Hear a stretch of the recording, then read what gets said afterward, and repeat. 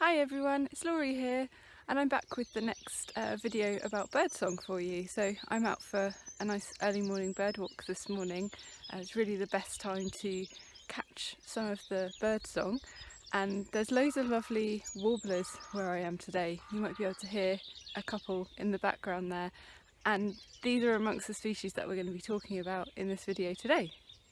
So let's dive straight into the beautiful confusion that is warblers. We do have two resident warbler species in the UK, but most of our warblers are summer visitors, although there are two species, the chiffchaff and the blackcap, that are being seen more frequently during the winter. If we include a couple of rare breeders, then we have 14 species of warbler in the UK, and there's also several others that can pop up as passage migrants or vagrants. We're not going to talk about all of them today, but we'll consider the ones you're most likely to encounter.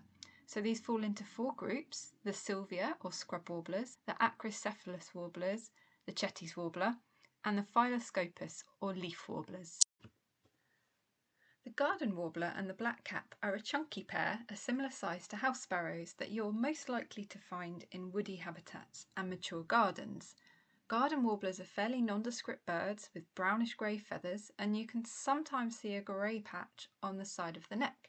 Blackcaps also have greyish feathers with a smart black cap, as the name suggests, but it's important to remember that the females and young birds actually have a rich rufous brown cap. Garden warblers often sing from deep in cover. Their warbling song tends to include scratchy notes and can feel quite rushed. Although individual phrases may be short with only brief pauses between, it seems like they're going for a long time.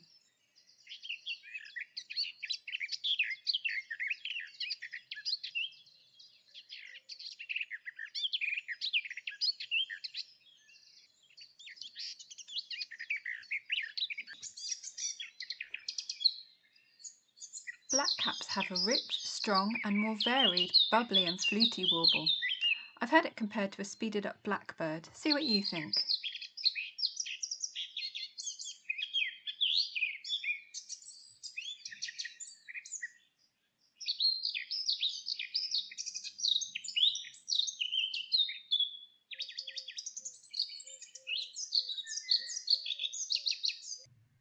The whitethroat is a brownish warbler with rich rufous colours in its wings, a long tail with white outer feathers and a white throat. The males have a greyish head. The slightly smaller lesser whitethroat is a grey-brown without any contrasting wing colour. It has a relatively shorter tail, and some birds have a darker mask-like band around the eyes. You're most likely to find both of these species in scrub and mature hedgerows or the edge of woodland. Whitethroat's song is short and scratchy and sounds a little grouchy, but they do have longer phrases and will often perform a song flight.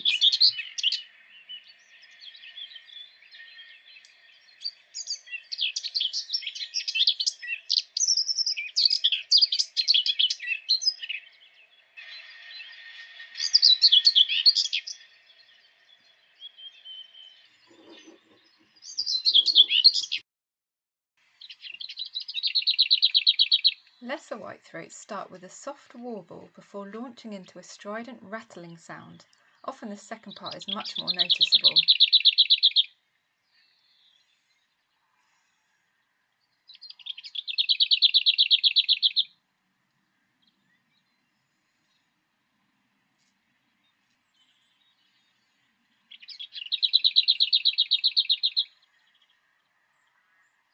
The reed and sedge warblers are birds of wetland habitat, although the sedge tends to prefer areas with bushes alongside the reeds and herbs.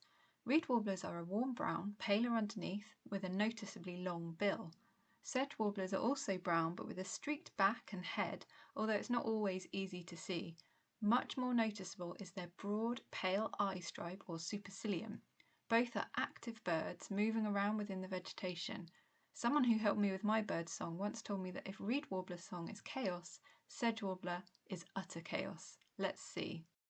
Sedge warbler song is a rapid series of a seemingly random collection of phrases which it frequently changes between.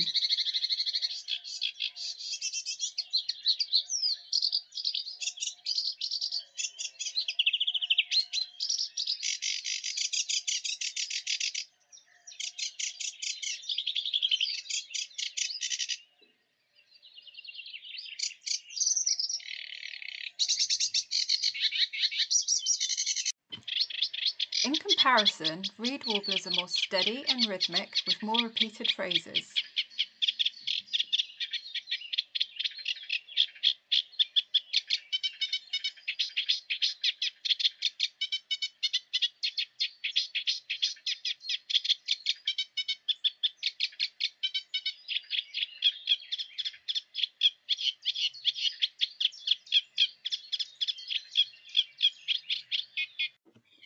One of our resident warblers, although skulking and difficult to see, the Chetty's warbler's loud and explosive song from deep in vegetation is unmistakable.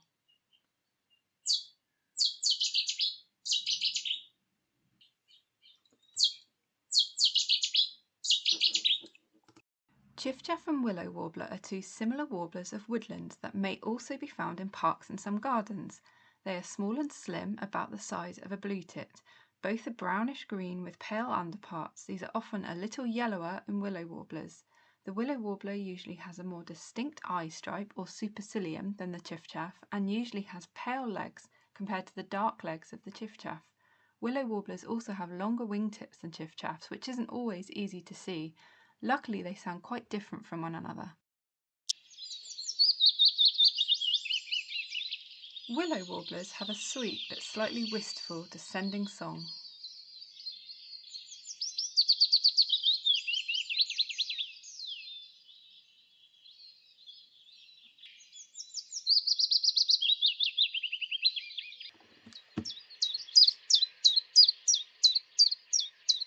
Chiffchaff's song is simple and repetitive. Effectively, they're just saying their own name.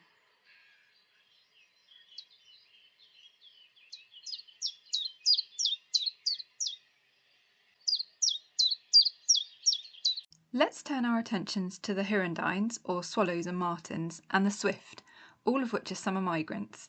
Unless you're near a nesting site, you're most likely to see them in flight, and although they can appear confusing, there are some key differences to look out for. Sand martins are the smallest of our hirundines and the first to arrive. They're brown above and white underneath, with a dark band at the top of the breast, with an agile flight and a rasping call.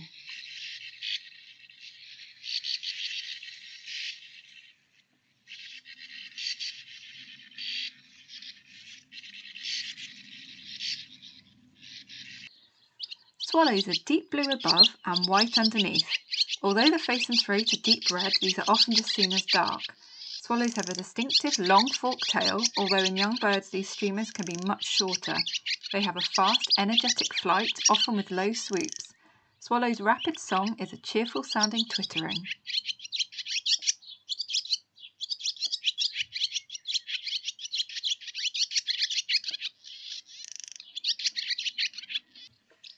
House martins are blue-black above and white underneath. A key feature is their white rump, the area above their tail, which you can see as they take curves with their fluttery flight. Unlike swallows, the house martin's throat is white. House martins are very vocal in flight, and you can often hear lots of chattering as they pass overhead.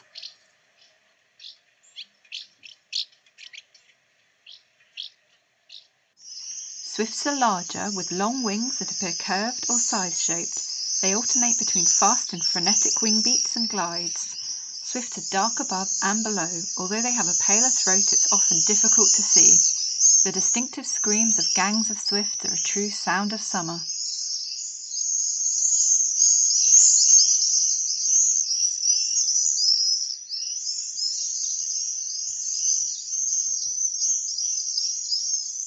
Let's turn our attentions now to two of our tiniest birds, the goldcrest and the firecrest. Both are resident species of woodland with a preference for conifers, with additional birds coming to the UK for the winter. Both species are active and call frequently in a high pitch. Goldcrests have a rounded look with large eyes. Their song is high-pitched and rhythmic, finishing with a trill.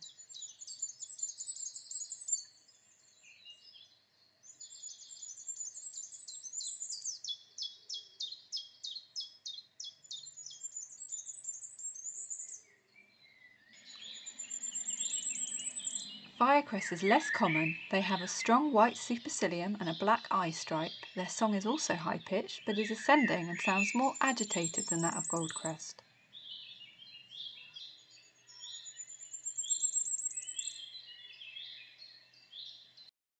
Let's look now at two other woodland birds that can also be spotted in mature gardens, the tree creeper and the nuthatch.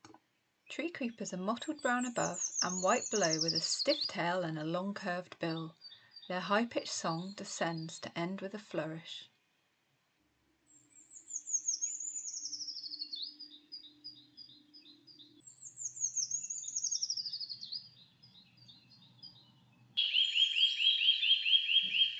Nuthatches combine beautiful slaty blue with rusty orange and have a long bill and bold black eye stripe. They have a range of loud calls, some of which sound very excitable.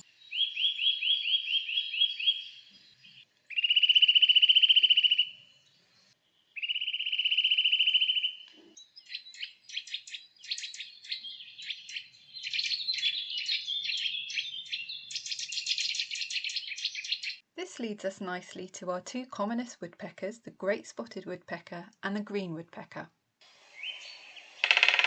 The black and white great spotted woodpecker is about the size of a blackbird. Look for the red under the tail, and the males also have red on the back of their head.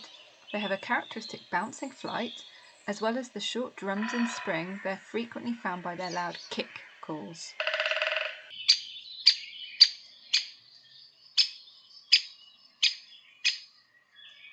Green woodpeckers also have a bouncing flight. They have a bold red crown with a black patch around a pale eye. The green woodpecker's characteristic loud, laughing song is often called a yaffle.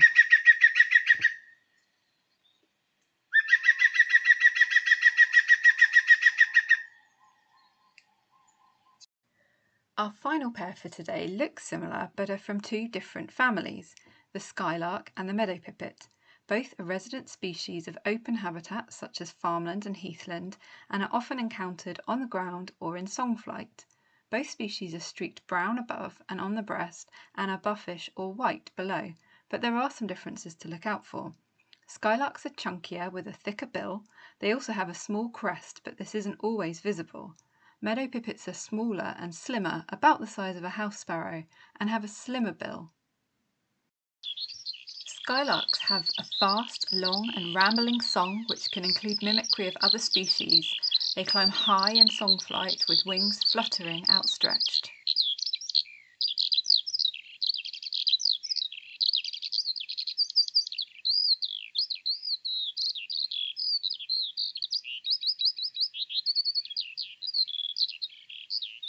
Meadow pipit song is also given in flight. It's a repetitive series of notes that get faster before finally drawing out into a finish as it parachutes to the ground.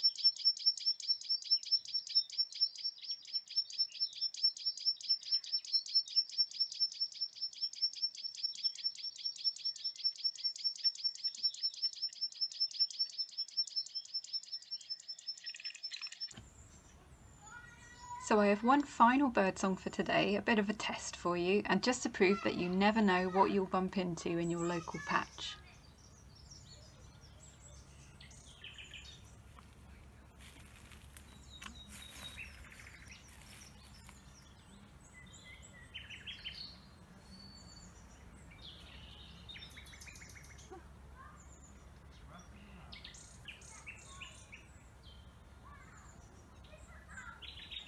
It was, of course, a nightingale, and a bird that I found singing just around the corner from my house.